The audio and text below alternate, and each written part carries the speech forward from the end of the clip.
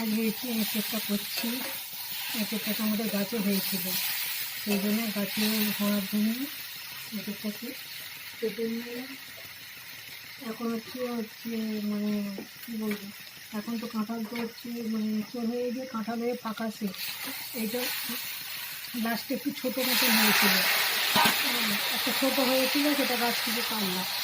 কেটে দেখলাম, আমরা দেখেছি কেটে গেছে না মানে এখনও কাঁচা এঁচোড় খাওয়ার মতো মাছের পেয়েছি না, দেখলাম যে এখনও এঁচোড় খাওয়ার মতো। তাই জন্য এঁচোড়গুলো কেটে নিলাম, কেটে এবার একটু প্রেসার কুকারে সিটি দিয়ে দিলাম। দুটো সিটি দেওয়ার পর একটু জলটা ছড়িয়ে নিলাম, দিয়ে এবার এঁচোড়গুলোকে ভালো করে সেদ্ধ করে নিলাম। সেদ্ধ করে জলটা ছড়িয়ে নিলাম, নিয়ে এবার আলুগুলোকে একটু ভেজে নিলাম, ভেজে তুলে নিলাম। তারপরে একটু পেঁয়াজ, আদা, রসুন, জিরে বাটা, টমেটো সব দিয়ে দিলাম, নুন, হলুদ, একটু গুঁড়ো লঙ্কা, একটু ধনে গুঁড়ো, সব রকম দিয়ে একটু কষতে আরম্ভ করছি। আদা, রসুন, টমেটো কষতে আরম্ভ করছি। সব কষা হয়ে গেলে জল ঢেলে দেবো। জল দেওয়ার পর লাস্টে একটু গরম মশলা দিয়ে দেবো, গরম মশলা দিয়ে নামিয়ে নেবো। কমপ্লিট হয়ে গেছে এঁচোড়ের তরকারি। এখন রান্নায় ব্যস্ত আছি, রান্না করছি, রান্না এখনও কমপ্লিট হয়নি।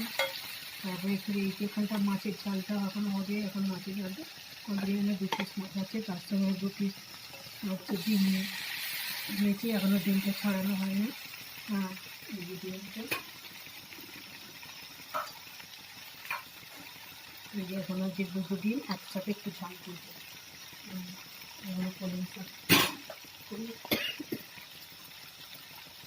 এই যে কলমি শাক এখনও সেদ্ধ করবো, নুন দিয়ে সেদ্ধ করে একটু ভাজা করবো, এখনও কমপ্লিট হয়নি। এঁচোড়টাতে একটু চিংড়ি মাছ দিয়েছি, ভালো লাগে বলে একটু চিংড়ি মাছ দিয়েছি, সেই চিংড়ি মাছ এঁচোড় চিংড়ি হচ্ছে।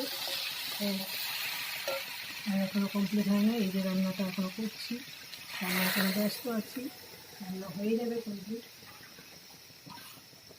একটু সামান্য জল দিয়েছি, যেহেতু সেদ্ধ করা আছে তাই একটু সামান্য জল দিলাম। এই যে সামান্য একটু কড়াটা আর হয়ে গেছিলো, একটু সোজা করে বসিয়ে দিই।